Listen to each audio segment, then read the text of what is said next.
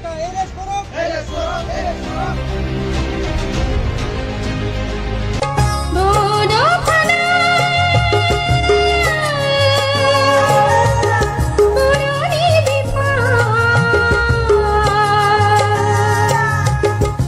आंनि भिडिअ नायगिरि नोंथांमोन आं नोंथांमोननो फंसे राव सोंनि जे बे रावा सैथोमार नामा हा बर'फोरा गावजों गावबा मोसा गुबुनजोंबा दाउसा होननाय बे रावा सैथोमार नामा माब्रै होननानै बुङोब्ला नोंथांमोनाबो बयबो मिथिखायो जे 1 मे खालि जितु दिल्लीनि कैलाश कलनीयाव थानाय लाला लाजपत राय बे लामाखौ जितु जोंनि फादार अफ बड'स उपेन्द्रनाथ ब्रह्म बिथांनि मुङाव रिनेम खालामनानै दोनफिननाय जादों जाय साना जोंनि थाखाय मोनसे जारिमिनारि सान नङा होमबा आरो बै सानखालिनो मोनसे दुखुनांथाव रावखौ जों माने ससियेल मिडियायाव गोसारनाय नुदोंमोन सासे फोरोंगिरिया गावनि फेसबुक पेजाव लिरनानै होनाय जोंहा बड'फा उपेन्द्रनाथ ब्रह्मनि सायाव बेनि सायाव मा एक्शन लाखो आं जेबो नुनो मोनाखै बिथांखौ आं निमाहा बिनायबो नुफिनाखै नङा होमबा नाथाय मोननैसो जिहेतु हानजाया बिथांनि सायाव केस एफआईआर खालामबाय आई मीन एफआईआर होबाय बेयो मोनसे जोंनि थाखाय जोबोर बाख्नायजाथाव राव नाथाय बिनि अनगायैबो जोंहा गिदिर गिदिर माखासे इउटुबारफोर दङ बिनि सायाव फंसेबो बाथ्रा बुङाखै गोबां लिडारफोर दङ गोबां आफादफोर दङ बिथांमोना बिनि सायाव मानो राव फंसेबो होआखै आं बे मोनसे रावखौ आंनि गोसोनिफ्राय मोनसे दुखु फोरमायनाय थाबाय ना बबेयावबा होदोंसो खिन्थु आं नुसिनाखै दासिमहालागैबो बेनि थाखाय आं बे भिडिअखौ लाबोनाय जादों मोनसे दुखुनांथाव राव नंगौ नङा बियो फादार बड'स जायखौ जोङो हारिनि बिफा नङा होमबा बड'फा उपेन्द्रनाथ ब्रह्म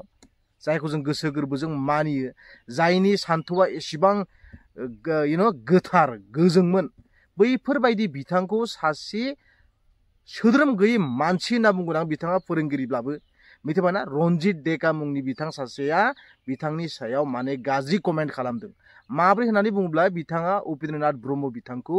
टेररिस्टजों रुजुनानै माखासे राव लिरदों बेयो जोंनि समाजनि थाखाय स्पेशेलि जोंनि हारिनि थाखाय बियो गनायथाव बाथ्रा नामा हा बर'नि थै दंब्ला मानो नाङाखै देहायाव नोंथांमोननाव आं बेखौसो एसे सोंनो सानबाय जुदि बर'नि थै दंथारोमोनबा नोंथांमोननाव मानो एसेबो नाङाखै गाव गावजोंबा माथो बिराद गरमथार मारलाय जोंनि बर'फोरा नङा होमबा थाब थाबैनो एक्सन लानाय नुयो माथो इउटुबफोरावलाय बबेबा मोनसे नंथारै बाथारि जाथायफोरखौबो लानानै नाथाय बेनि सायाव मानो एक्सन लानो हायाखै बिथांखौ मानो निमाहा बिफिननो हायाखै ना बिथांखौ गियो नामा आं सासे बर' हिसाबै बर'नि थै दं हिसाबै आं अलरेडि जाय सानखालि नुदों बै सानखालिनो आं मोनसे पस्ट होखादों हिन्दीयाव बिथांखौ बुंखादोंना निमाहा बि होननानै एसेबां गाज्रि माखासे गुबुननि बेलायावबा गुबुनमोन जाय बायदि बिथांनि सायाव बिथाङा गाज्रि कमेन्ट खालामदों बिथांखौ बेनि बेलायाव माने निमाहा होजाथावना नङा हु द हेल इज दिस रन्जित डेका सोर बिलाय नङा होमबा सोर बि बेफोरबायदि गोरोन्थिनि थाखाय जों बिथांखौ निमाहा बिहोथारनांगोन मानो होननानै बुङोब्ला फिउचाराव नङाबा आरोबाव बेफोरबायदि जाथायखौ जों नुबाय थानो मोनगोन बेयो जोंनि थाखाय एकदम गनायथाव नंथारा जुदि नोंथाङाबो सासे जितु बर'नि थै दंब्ला नोंथाङाबो एसे गोग्गो मेलेमजों साननानै नाय गोथौ मेलेमजों साननानै नाय जे बियो थारैनो गनायथाव नंगौ ना नङा आंनि बेलायावथ' बियो गनायथाव नंखाथारा नाथाय जों दासान्दि ससियेल मिडियायाव बेखौ नुनो मोनदों जाय रावा जोंनि थाखाय बाख्नायथाव मिथिबायना मोननैसो आफाद जितु बनसु बड'लेण्ड नेशनेल स्टुडेन्ट इउनियन अल आसाम ट्राइबेल स्टुडेन्ट इउनियन एनिफ्राय बड'लेण्ड जनजाति सुरक्षा मंच बै मोनथाम आफादा जितु रन्जित डेकानि सायाव एफआईआर होनायखौ नुनो मोनदों बेयो जोंनि थाखाय मोनसे बाख्नायथाव हाबा आं सोरखौबा गाहाय थाखोआव दोननाय गोजौ थाखोआव दोननाय बे ओंथिया बे रावाव बेरखाङाखै नाथाय बिथांमोना एक्शन लादों बेनि सायाव जोङो बिथांमोनखौ साबायखर बावनांगोन जायनि सिमां नुहोनायाव जों आलादा रायजो सोरजिनायनि सिमांखौ नुग्रोदोंमोन बेफोरबायदिनि बेलायाव जुदि सोरबा माबा मोनसे गाज्रि कमेन्ट होयोब्ला नों बेखौ बोरै मावनानै थानो नङा होमबा आं सिगाङावनो बुंबाय सोरबा गुबुननि सायाव माबा मोनसे बुंदोंब्ला बुंबायमोन निमाहा होथाव माबा मोनसे जागौमोन खोथायाव खोथा किन्तु जाय बिथांखौ जों जोंनि हारिनि बिफा महरै सिबियो फालियो फोथायो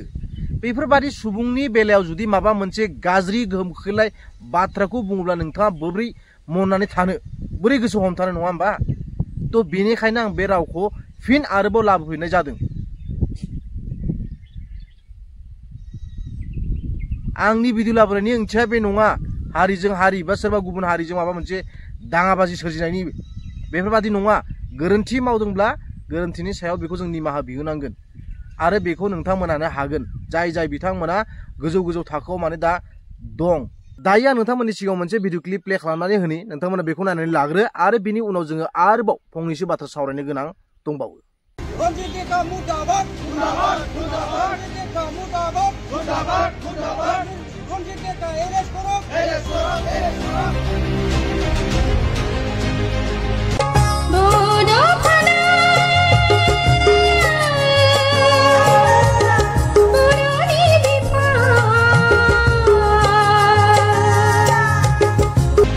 बड'फानि हेंथायै बाथ्रा बुंग्रा रन्जित देखानि हेंथायै बनसु आरो बड'लेण्ड जनजाति सुरक्षा मन्चनि गोख्रों खुद्रिनाय।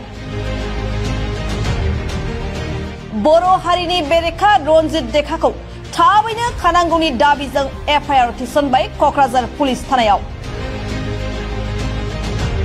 लोगोसे रन्जित देखानि पुतुला सावदों बनसु आरो बड'लेण्ड जनजाति सुरक्षा मन्चआ। थांनाय 1 मे खालि बड'फा उपेन्द्रनाथ ब्रह्मनि थैनाय सान फालिनायनि लोब्बायै बड'फाखौ मान होनानै गोदान दिल्लीयाव बड'फानि मुसुखा बेखेवनाय आरो लामा मुं दोननाय गोथार साननि समावनो रन्जित देखा मुंनि सासे बर' हारिनि बेरेखा असमिया सुबुङा बड'फाखौ उदखारि दुथां रावजों सोंखारिनायखौ लानानै दिनै बर' माहारियारि फरायसा आफादनि आफादगिरि बनजित मन्जिल बसुमतारी आरो बड'लेण्ड जनजाति सुरक्षा मन्चनि मावफुं आफादगिरि दावराव देख्रेब नार्जारिनि दैदेननायाव रन्जित देखाखौ थाबैनो हमनांगौनि दाबिजों क'क्राझार पुलिस थानायाव गसर थिसनो। बेजों लोगोसेयैनो बिटिसि सेक्रेटारियेट मावखुलिनि हाबग्रा लांगोनायाव रन्जित देखानि मुसुखा बानायनानै सावो आरो खुद्रिनाय दिन्थिफुङो। दायो बिदिब्ला नोंथांमोनाबो एसे साननानै नायदोलाय, नङा होमबा? जे दिनै एसे गाबोन एसे जुदि बेफोरबायदि बुंदावलांबाय थायोब्ला जिहेतु जोंनि हारिनि बिफा जिहेतु उपेन्द्रनाथ ब्रह्म बिथांनि इमेजआ मा थाहैगोन, उनसिमहालागै मा जाहैगोन? बेनिखायनो बेफोरनिफ्राय जों जेब्लायबो सांग्रां जानांगौ, मिथिबायना? एकदम गुबुनारिफ्रा जेब्लायबो माने खायलें नोजोरजों मोनसा नोजोरजों जेब्लायबो जोंनि बर' हारिखौ नायखायो गोदोनिफ्रायनो आरो दासिमहालागैबो आरो फिउचारावबो बे नोजोरा थाबाय थागोन। बिसोरो माब्लाबाबो जोंजों खौसे जाखाया आरो गोरोबखाया। बे बाथ्राया 100% एकदम सैथोखा आरो। जेखियानो जादोला बेफोरबायदि जुदि सोरबाया जोंनि सायाव बिदि गाज्रि नोजोर होयोब्ला जों बेनि सायाव बयबो गसंथिनांगोन, बिनि सायाव जों आवाज दिखांनो हानांगोन। नङाब्लाथाय एकदम माने फिउचारसिमहालागै जिहेतु जोंनि हारिमु जा जोंनि जारिमिन जा गासिबो माने गोमालांजोबगोन, माने हारियानो अलखदाव गोग्लैगोन आरो दै। बेनिखायनो साननो गोनां बाथ्रा, बेफोरथ' नर्मेल बाथ्रा होननानै साननांगौबो साननाङा, मिथिबायना? एसेबां माने गोरलै बाथ्रा नङा बियो। बैफोरबायदि बिथांखौ जुदि आसि थुनो हायोब्ला नों आंहालाय सोर, नङा होमबा? थिग मोनसे बे साननो गोनां बाथ्रा। जेखियानो जादोला दिनैनि भिडिअखौ आं बेयावनो फोजोबबाय। गोजोन्थों।